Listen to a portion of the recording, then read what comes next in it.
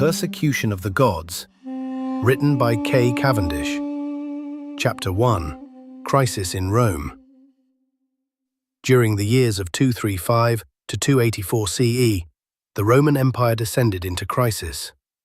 Every corner of its vast territory was consumed in a wave of desolation, bringing political disarray, economic instability, repeated military defeats, and social and religious upheaval. If divine forces were to blame for such misfortune, it might well appear that the gods had turned against Rome, and their anger had sent a looming apocalypse over the empire. Rome was hardly the image of greatness during this period, which would be later known as the 3rd century crisis, in which the empire endured 50 years of widespread tribulations that weakened the empire's foundations from its once glorious golden era into a ruin of civil war and moral collapse. Sources of the time propose the crisis was ignited by the execution of Emperor Severus Alexander in 235 CE, which marked the first time a Roman emperor was murdered by his own army for displaying an un-Roman weakness for his preference to negotiate with his enemies rather than launch a violent military campaign against them along the Rhine. Maximinius Thrax was proclaimed as emperor in his place. He was a military commander who served under Severus, likened to Hercules in stature and respected in character, a man who displayed more Romanly valor when faced with his enemies than his predecessor. His rise to power shifted the dynamics in which imperial assertion was determined. He was neither of senatorial nor elite origins, yet he was selected by his troops in 235 CE to become their emperor. This new pattern of military elected emperors replaced the traditional methods of succession and became a popular practice for soldiers to replace those who, for example, lacked the military weaknesses that Severus displayed. However, the problem of inserting any capable leader into a period of imperial vacancy proved to provoke more chaos to Rome's declining state than stabilize it. After a short rule of questionable persecutions and tax increases, Maximus Thrax, in the new fashion of imperial succession, was assassinated by his own army in 238 CE. Loyalty continued to shift from one commander to another as civil war and claims from rival usurpers weakened the empire's central authority, revealing the vulnerability of Rome's political state. Armies were stretched thin, confronting multiple threats from Germanic tribes, barbarian groups, and the Sasanian Empire. As a result, empire-wide loyalty was rarely upheld. The emperor's life depended on the army's allegiance, but at the rate that leaders were selected and betrayed, it was difficult to harness lasting control over the declining state of the empire.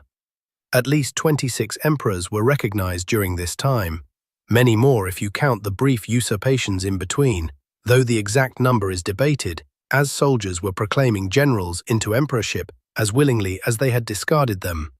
And as if the gods were not already wrathful enough, plague depopulated entire towns and hollowed out legions that were stationed across the empire. Emperors who were not overthrown by the will of their own soldiers often succumbed to the outbreak of disease. Faith in the gods continued to erode as the empire plunged into profound collapse, with new emperors or unscrupulous usurpers stationed across the entire region. As state loyalty failed, political instability was further intensified by growing religious upheaval. Ongoing external invasions from the east and west heightened military pressure, severely disrupting trade and agriculture. Inflation ensued, and with the economy in serious decline, food shortages thinned the once thriving populace, weakening urban centers that had flourished for centuries under Rome's earlier emperors. From every direction, Rome faced insufferable hardship, resulting in widespread uncertainty for the empire's future. The breakdown of central authority led to political fragmentation as religious shifts continued to prevail over the masses, causing a challenge to unify imperial allegiance. Roman religion provided the backbone that supported imperial power, and its influence was declining as the gods were gradually being discarded. As the Roman world struggled against invasion, civil war, and plague, alternative religious ideologies flourished in the background. Long-established Eastern mystery cults such as those of Isis and Mithras, a soldier's favorite, continued to offer personal salvation and a sense of stability in a desperate time when many questioned the dependability of Rome's traditional gods, seeking new forms of divine protection. During all of this, Christianity continued to spread across the empire, gaining more followers and challenging the traditional religious practices of Roman politics. Roman virtues no longer seemed to secure hope as the state continued to fall from divine favor. Given the scale of such a disaster, it seemed a natural response. The Romans were deeply superstitious. Someone or something had upset the unforgiving gods. Religion ran through the veins of the empire socially and politically. It had been the pillar of many Roman successes up until now. The people were now seeking a new outlet of spiritual assurance and community within the empire's fractured state, and to many, Christianity promised to provide it. In the new fashion of imperial military assertion, Gaius Messius Quintus Decius came to power in 249 CE, when he was proclaimed emperor by his troops on the Danube frontier. He served as a commander under Emperor Philip the Arab, yet his soldiers deemed him a stronger candidate to restore stability during this time of crisis. He marched against Philip, defeated him near Verona, and was subsequently recognized by the Senate as the legitimate emperor of Rome. Goths and barbarian groups continued to exploit the internal instability and weak frontier defenses of the Roman Empire along the Danube during the beginning of Decius's reign. It was clear a weakness in Rome's military capacity left armies vulnerable against the external forces across the empire, partly because of the ongoing plague. However, beneath the challenges that were faced, a deeper theological crisis began to unravel the traditional fabric that bound Rome's political foundation together. Decius proclaimed that the Pax Deorum, the peace with the gods, had been disrupted, resulting in Rome falling from divine favor in face of its many ongoing calamities. He believed with proper rites the Pax Deorum could be restored. Honoring the gods through sacrifice and ritual, practices neglected under previous emperors such as Philip the Arab, whose sympathies leaned towards the Christians, was essential in re-establishing divine favor.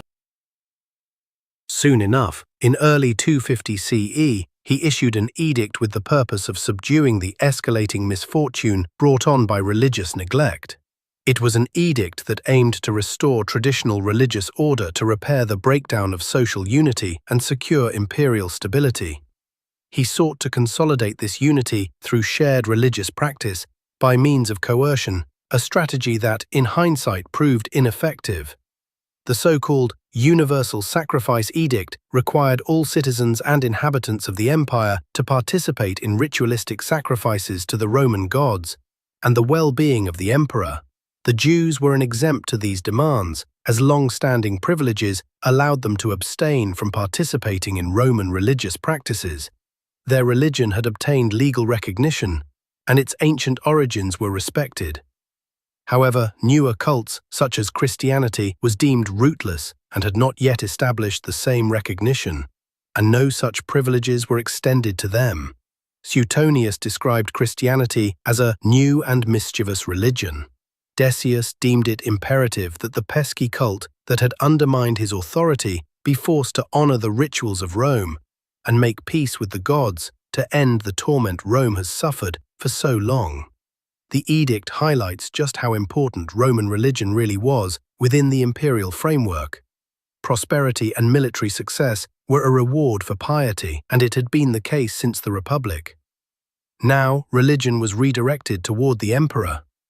Even the title Pontifex Maximus, the chief priest, was embedded within the imperial identity. This title elevated the emperor's status and demanded loyalty, a prestigious embodiment of political and religious supremacy that reinforced his authority. Like the gods, he too demanded loyalty through ritual and sacrifice to ensure his own well-being and that of the empire he ruled. Through religious conformity, Decius would consolidate social and religious unity, and to ensure that each participant fulfilled their obligation, a libellus, a certificate of proof, was to be obtained once participation in state ritual had been satisfied. Provincial governors, along with other local and civic temple authorities, were primarily responsible for enforcing the edict across the empire. They organized the sacrifices, ensured compliance, and issued the libelli. Over 40 genuine libelli have been discovered by archaeologists, dated to the year 250 CE, during the Decian persecution. One example, and one of the best preserved to date, comes from a man by the name of Petros, who identifies himself in his libelli as the son of Ptolemaios, aged 35, with a dark complexion and medium beard. He writes, "To the overseers of the village of Hermes, I have always sacrificed to the gods, and now again, in accordance with the edict, I have sacrificed and made libations and tasted the sacred offerings. I request that you certify this for me. In the first year of our Lord Caesar, Gaius Messius Quintus Trajan, Decius Augustus." This seemed to be the common format for the libelli that was found. "I have always sacrificed, in accordance with the edict I have sacrificed, and please certify," and dated as the first year of Decius's reign. Christians, not willing to throw their lives away to martyrdom, obtained fake libelli, either forged or bought from corrupt officials. Cyprian calls these individuals the libellatici, those deceitful to their faith, to save their lives. Those who conformed to the demands of the edict created deep conflicting theological and community divisions by compromising their faith. Similar issues would later re-emerge during the persecutions under Diocletian, when Donatists faced conflicting views on church clergy who had lapsed under pressure, forfeiting their spiritual authority as a result. Such conflicts, most notably concerning the lapsi, revealed that even the growing institution of the church was not immune to internal divisions. Forced religious coercion, of course, led to inevitable consequences. Rather than encourage a unified environment, it only intensified conflict between polytheist and Christian communities. Christian monotheism could not adopt the concept of religious pluralism into their ideology as easily as polytheism had. Gods were readily accepted into the divine realm. Rome welcomed a peaceful framework of pluralistic worship that strengthened bonds between communities of different religious traditions. Many Christians refused to comply with the worship of foreign gods, even if it meant sacrificing their lives. Their God was an exclusive God, and the worship of others, emperor or deity, conflicted with their principle of loyalty to what they considered the one true God. Refusal to participate in state ritual carried serious consequences under Decius's edict. Such disloyalty was a threat to the stability of a successful imperial administration.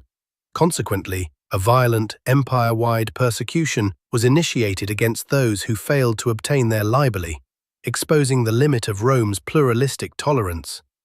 Anyone imprisoned or executed served as a warning to others who challenged imperial authority. Yet, there were still those who refused to perform rituals to obtain their libelli, even under the threat of persecution. Questioning the traditional rituals that were central to Roman political religious unity and civic identity, they believed there was no room in the divine realm for any other but the Christian God. One notable execution that resulted from Decius's edict was that of Pope Fabian, a bishop in Rome since 236 CE. In the years before Decius's reign, Fabian had divided the city of Rome into 7 districts, each with an assigned deacon to oversee charitable tasks, delegated by himself. His reforms would make a significant contribution to the development of an organized church hierarchy, strengthening the church's administrative framework.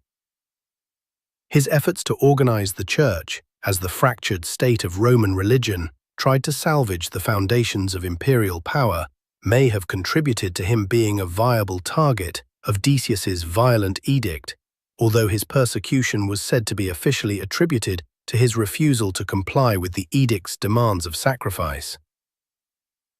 The aftermath of Fabian's death opened a vacancy in the church's leadership, which remained unfilled for over a year, in fear of another targeted persecution. His execution deeply ruptured the Christian community, as the bishop was seen as a central figure to the church's identity. Cyprian of Carthage, a bishop who guided the Christian community through the turbulence of the persecutions, emphasized the importance of unity and order during this time. He raised concerns that rushed elections of church leaders could lead to conflicts and divisions within the church, threatening unity and stability within their own community. Before Fabian was targeted, most Christian martyrs were mostly of lower clergy. For Christians, Fabian embodied the concept of martyrdom as an act of faith, later influencing others to sacrifice oneself in defense of the church. While remaining a pillar of guidance for the Christian community, Cyprian chose to go into hiding soon after the edict was enforced to escape execution, believing that the preservation of bishops played an integral part in maintaining the church's leadership. His departure was not without controversy. He insisted he had been called, most likely to the nearby countryside, by divine command to serve the community through counsel and writing, not out of cowardice, as some had suspected. Though he embraced the idea of martyrdom, he remained cautious about the impact sudden vacancies in the church's leadership, caused by such acts, could have on the church and the community. From his own exile, he directed clergy and organized support for imprisoned Christians. His decision to seek safety from the persecution allowed order to be quickly restored once the persecution had ended. Decius met his end in the summer of June 251 CE, south of the Danube, where he faced the Goths with his son, near Abritus, a marshy, low-lying wetland, where the Roman army was neutralized by unfamiliar terrain. Navigating the chaos of the reed-ridden floodplains in broken array, they were lured into an inevitable defeat. The Goths were well accustomed to the boggy lowlands and exploited it ruthlessly. Roman tactics, which depended on orderly formation and quick maneuvering, became a futile defense as the Goths held a vast advantage over the marshy terrain. It was a disastrous defeat as the Roman army was overwhelmed by their enemy. Both Decius and his son were said to have died heroically in the front lines of battle. The loss at Abritus marked the first time in centuries a Roman emperor died in battle, fighting an external enemy. Once again, imperial vulnerability exposed the fragility of Roman power and cast the empire back into political uncertainty. In the aftermath, Trebonianus Gallus was hastily proclaimed emperor by the surviving Roman commanders. He was immediately faced with the urgency of securing and stabilizing the northern frontier. Gallus negotiated a deeply humiliating treaty, which, like Severus Alexander, revealed a weakness in his character to the Roman army. It allowed the hostiles to safely depart with their loot and their captives. This discreditable agreement severed the trust and respect of the troops. The plight of imperial instability and plague continued to ravage the empire. Libations were offered to the discontented gods in hopes that peace would be restored. But despite these efforts, there had come no relief. Gallus did not continue Decius's violent religious policy, although local persecutions and hostility sporadically persisted. Christians were temporarily relieved from the violence spurred by Decius's edict. Gallus, meanwhile, was preoccupied with a multitude of crises: the persistent plague that lingered across the empire, external threats along its borders, and ongoing political instability, leaving hardly any time in his schedule to organize statewide persecutions. Shortly after Decius's death, a new bishop was elected in Rome, Cornelius, a Roman cleric, who assumed the office in early 251 CE. Not long after his election as bishop, a rival presbyter, Novatian, unscrupulously appointed himself as a counter-bishop in Rome. He led his own dissenting faction, opposing the readmittance of the lapsi back into the church.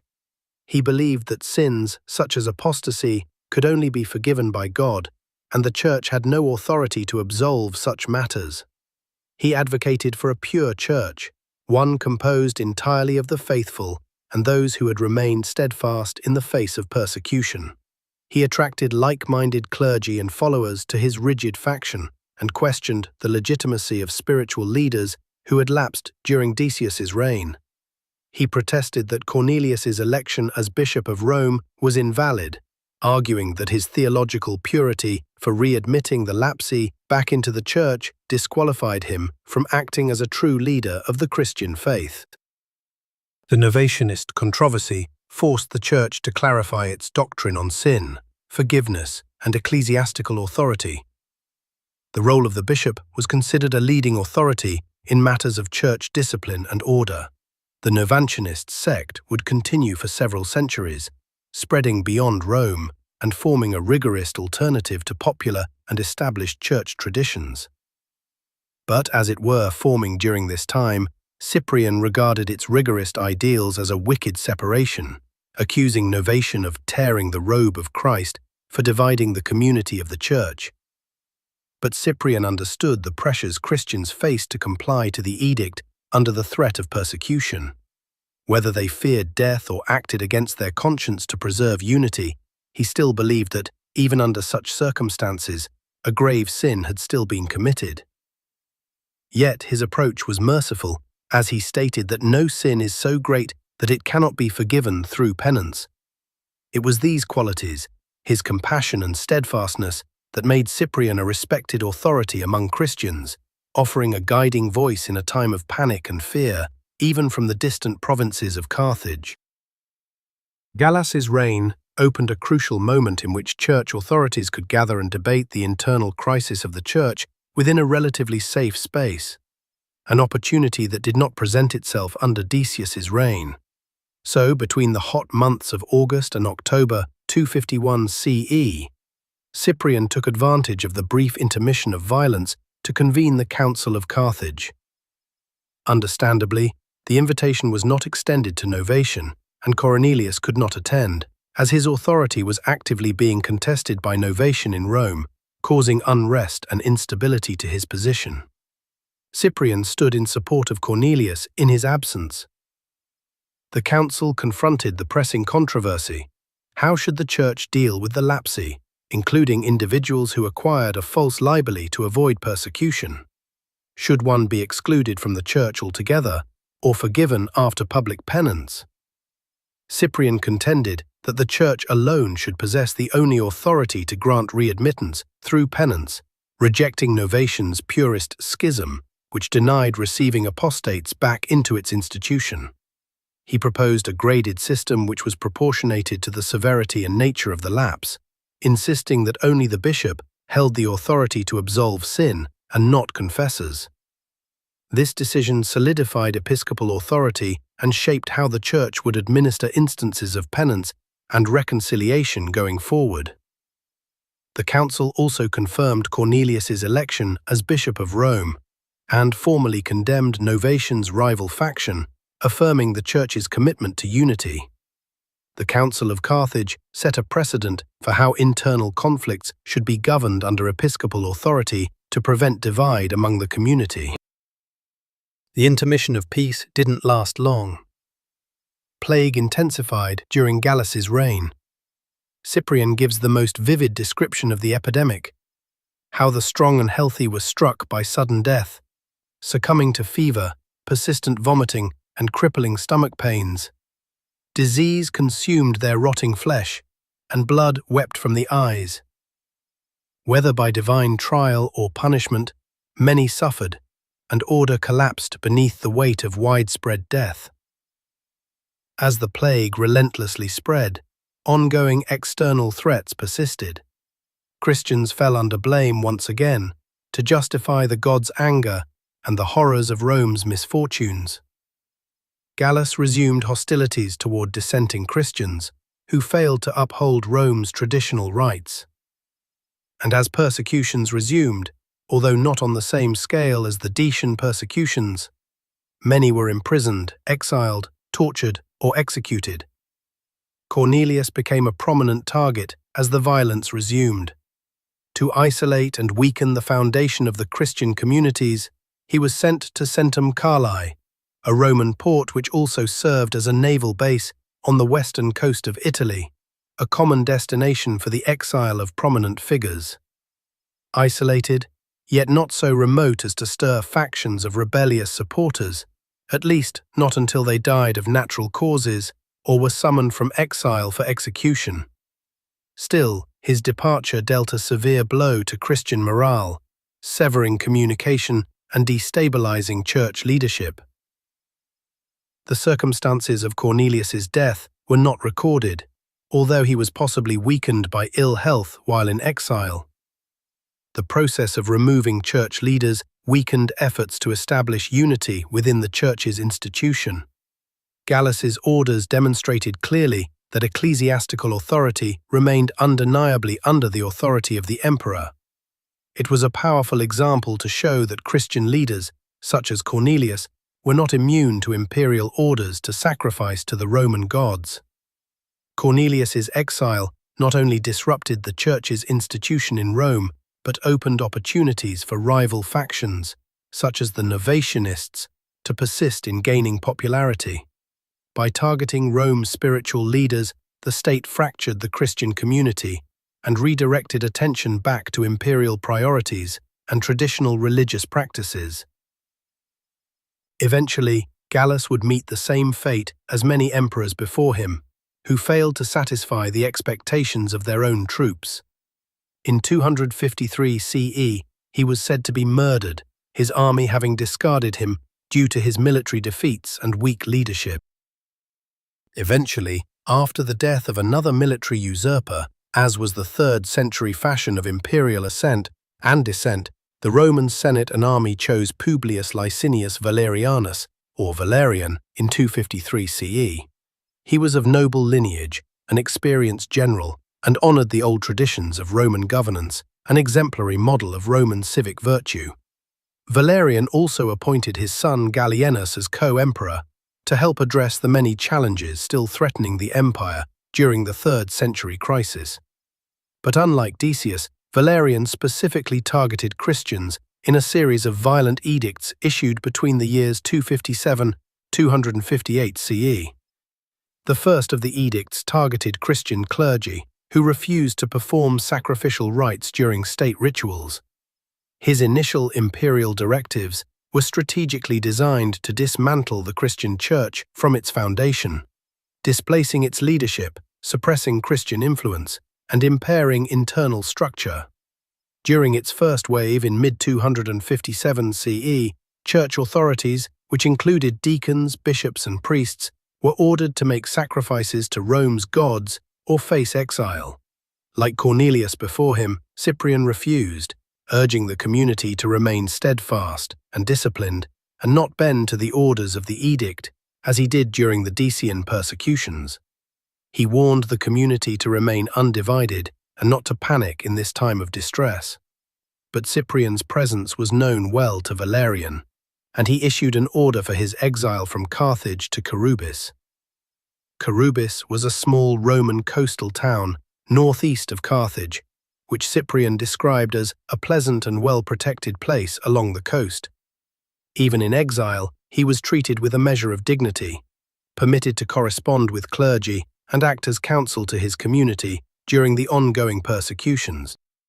Allowing Cyprian rights to communicate with the church was a measure to prevent martyrs from rallying Christian rebellions against the emperor. Valerian hoped that by dismantling the institution's authoritative leaders, the church would be weakened due to isolation. At this time, no executions took place. Instead, the edict relied upon coercion and displacement of the church's leadership. Despite this, the church's resistance remained strong. The separation of its leaders could not weaken the will of the Christian community. But Valerian's patience was wearing thin by the following year. He was not yet satisfied with the outcome of his first edict. He issued a second edict in 258 CE, a response to the community of Christians who remained unmoved by his initial orders.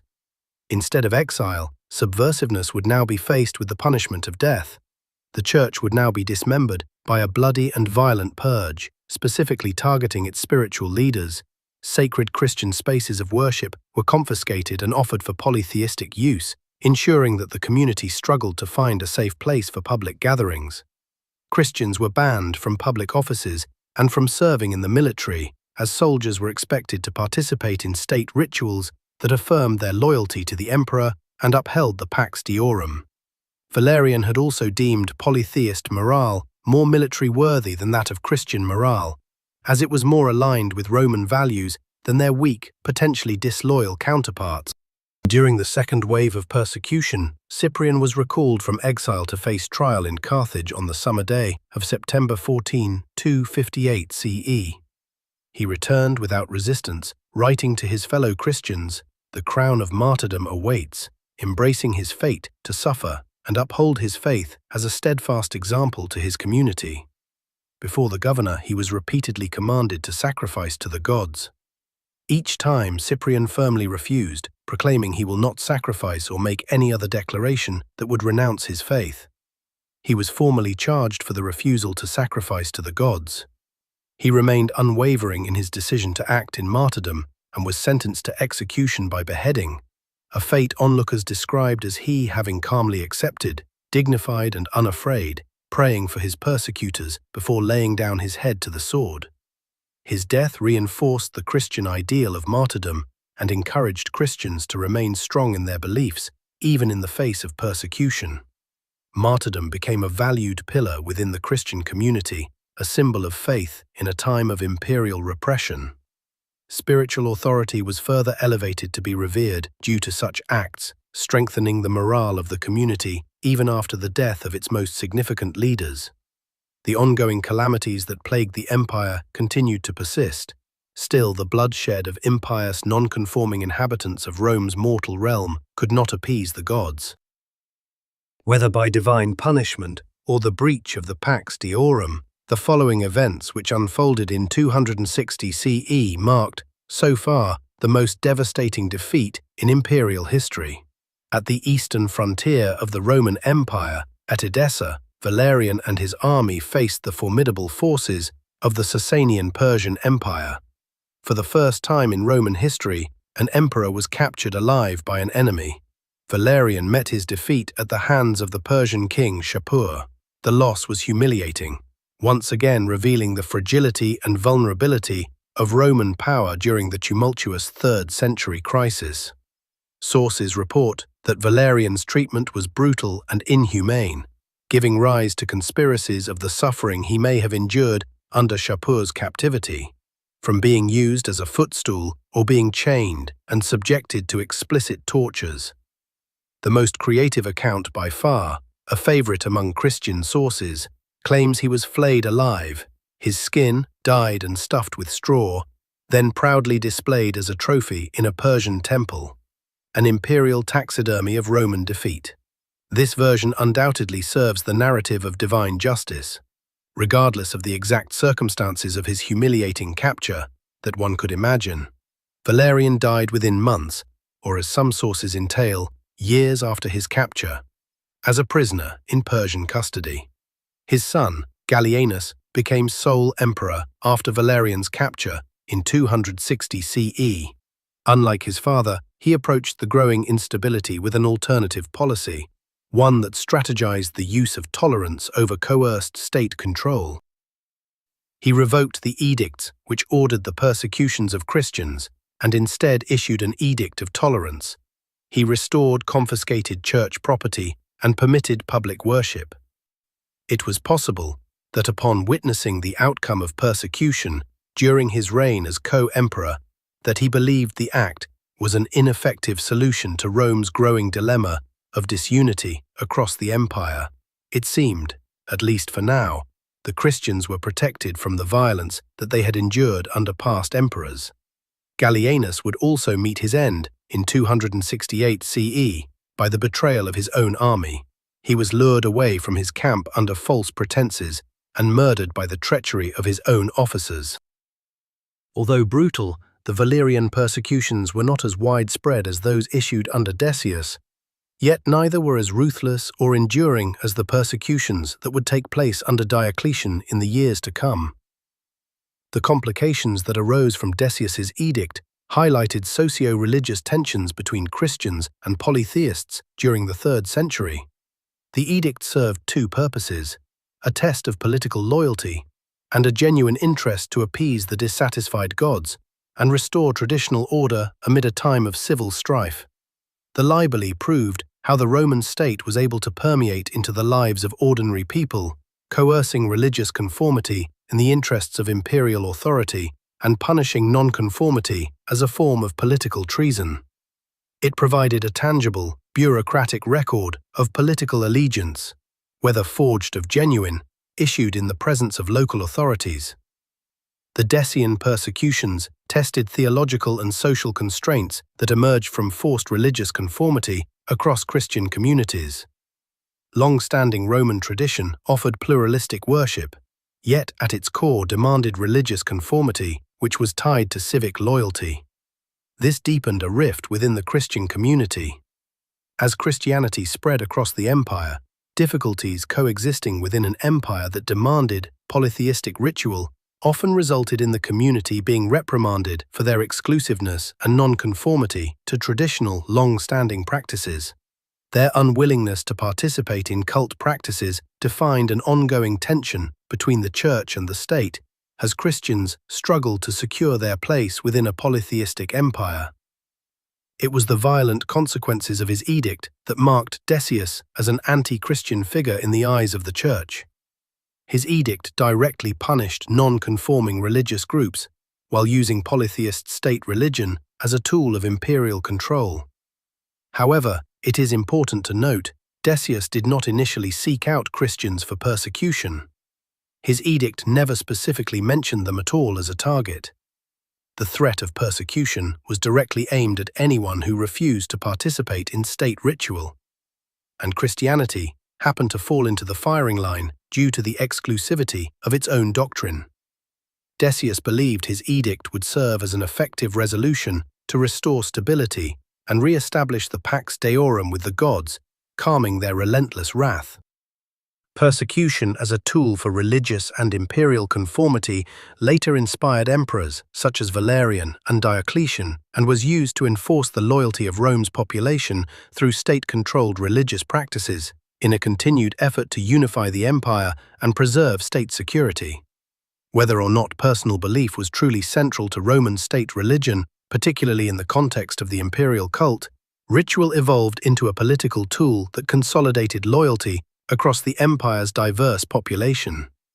Christian communities who refused to engage in ritualistic traditions were perceived to be a threat that challenged religious and social order. Yet through the adversities Christians faced at this time, their institutions evolved to adapt. As violent persecutions failed to restore peace and bring unity to the empire, the edicts inadvertently strengthened the church's internal core. Christian emperors, from Constantine onward, would utilize the church's disciplined and ordered institution, which evolved from the brutality of intolerance. Networks of ecclesial authority consolidated doctrinal and disciplinary uniformity across the empire and worked to resolve internal divisions. Eventually, a new theological identity would be reshaped within Roman power, eventually marginalizing polytheistic communities as it claimed dominance over traditional religion. The Church developed the ability to grow and navigate a hostile environment of marginalization and persecution, preserving its identity and strengthening its theological authority. Its internal structure, with its own established hierarchy, offered an alternative model by which imperial power could be integrated and legitimized. The Council of Carthage marked the first major organized effort by the Church to respond to a crisis of faith and internal division caused by Decius's statewide persecution. It developed the concept of a hierarchical church, elevating the role of bishops and enforcing episcopal authority to maintain unity and discipline among its members. The council is one of the earliest incidences of establishing early church discipline and governance, which would later lay the framework for future councils, such as Nicaea. Regional councils were a valuable mechanism for solving doctrinal matters, whilst forming connections and networking lines of communication between external churches, such as the African Church and Rome, while also establishing its own internal governance, which Constantine would later recognize and support when it was his time to become emperor. The short but violent reigns of emperors during the 3rd century crisis demonstrated desperate measures to restore the Pax Deorum and retain civic identity. These imperial measures, however, revealed a political strategy that aimed to control a dissenting faction of Christians who threatened cohesion and undermined Roman authority. Rome's pluralistic tolerance demanded conformity to traditional religious practices to express imperial loyalty. But the Christians would prove a subversive force within the Roman Empire, threatening to erode the foundations of traditional civic identity.